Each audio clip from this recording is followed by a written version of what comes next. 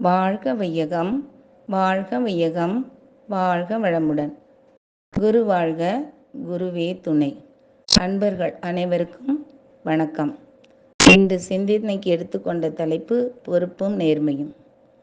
எத்தகைய சூழலிலும் பிறருடைய பொருளையோ வாழ்க்கை சுதந்திரத்தையோ பறிக்காமல் வாழும் நெறியே நேர்மையாகும். எண்ணுவதும் பேசுவதும் சிந்திப்பதும் செயல்படுவதும் ஒன்றுக்கொன்று முரண்படாமல் இருப்பது நேர்மை. வாக்குறுதியை காப்பாற்றுவது நேர்மை. கொடுக்கல் வாங்கலில் நிறைவு தருவது நேர்மை. நேர்மையானவனாயிருந்தால் அனைவரும் அவனை நாணயமானவன் என்று கூறுவர். நேர்மை இல்லாதவனை நாணயமற்றவன் என்றுரைப்பர். நாணயம் என்ற சொல்லில் நேர்மை என்ற பண்பு நிறைந்திருக்கிறது. நேர்மை என்ற சொல்லிற்கேற்ப வாழ்ந்த நம் மகரிஷி அவர்கள் வாழ்விலும் சமுதாய சூழல் சரியாக அமையவில்லை.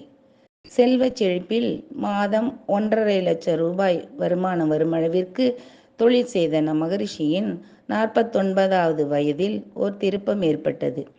தொழிலில் பின்னடைவு ஏற்பட்டதால் சொத்துக்கள் அனைத்தும் போய்விட்டன. கலங்கிய மகரிஷி தன் துணையோடு எதிர்கால வாழ்வு பற்றி கலந்து பேசினார்.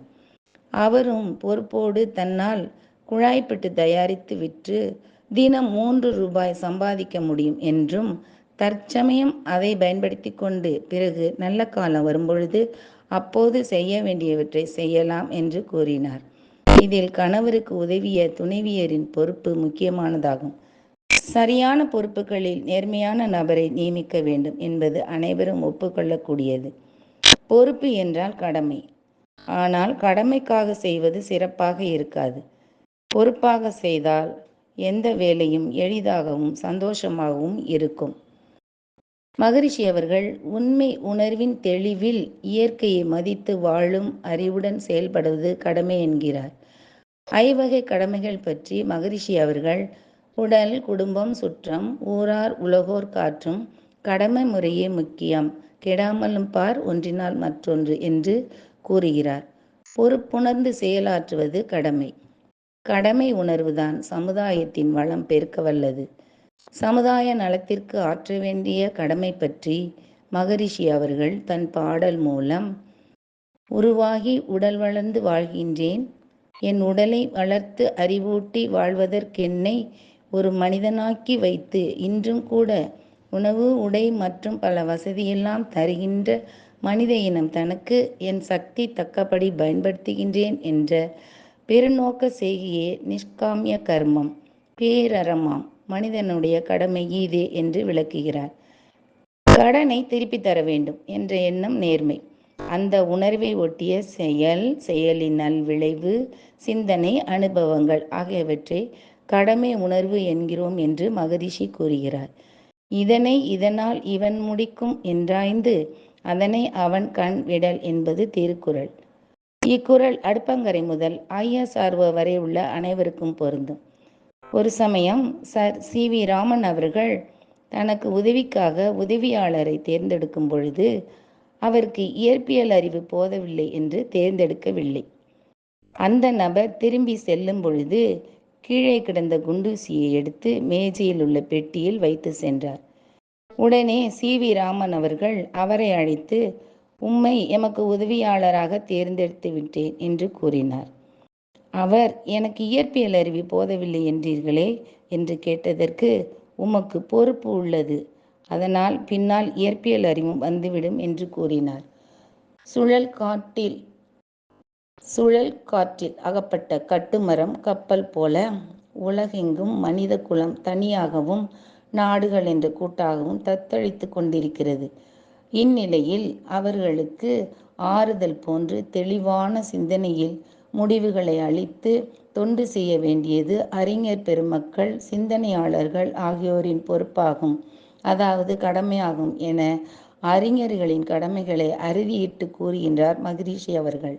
ஈரடி வள்ளுவம் போல் அமைந்தது வேதாத்திரியம் என்று சொல்லத்தக்க அளவில் வேதாத்திரிய மணிமொழிகள் 2 வரிகளில் மட்டுமல்ல 4 வரிகளிலும் காணப்படுகின்றன. கடமையை உணர்ந்திடு, காலத்தில் செய்திடு, உடம்புக்கும் நல்லது, உள்ளமும் அமைதியாம் என்பது வேதாத்திரிய மணிமொழிக்கு சான்றாகும். ஞானாசிரியர் பொறுப்பு பற்றி மகரிஷி அவர்கள் 3 கருத்துக்களை கூறுகிறார். அவை: ஞானாசிரியர் தான் கற்ற வழியில் மக்களையும் உயர்த்த வேண்டும் என்பதும், ஞானாசிரியருக்கு பிறருக்கு சேவை செய்ய வேண்டும் என்ற ஒரே எண்ணம் வந்துவிட்டாலே அவருக்கு என்னென்ன தேவையோ அதெல்லாம் வந்து கொண்டே இருக்கும். காரணம், இங்கே மனமாக இருக்கக்கூடிய ஜீவகாந்த சக்திதான் வெளியே வான்காந்தமாக இருக்கிறது என்பதும், கற்றுக்கொண்ட யோக சாதனையில் ஓர்மை, கூர்மை, சீர்மை, நேர்மை கொண்டு உயர்த்தி கொள்வது ஞானாசிரியரின் பொறுப்பு என்பதும் ஆகும். ஐநா சபையின் பொறுப்பு அனைத்து மக்களையும் உன்னத நிலைக்கு உயர்த்துவது என்று மகரிஷி கூறுகிறார். பொறுப்பு என்பது அன்பை மையமாக கொண்டது. அன்பினால் பொறுப்பு தானாகவே வந்து சேரும். பொறுப்பு என்பதன் ஆங்கில சொல் ரெஸ்பான்சிபிலிட்டி, அதாவது ரெஸ்பான்ஸ் பிளஸ் எபிலிட்டி. எந்த ஒரு சூழலிலும் பொறுப்பாக செயல்படுவது.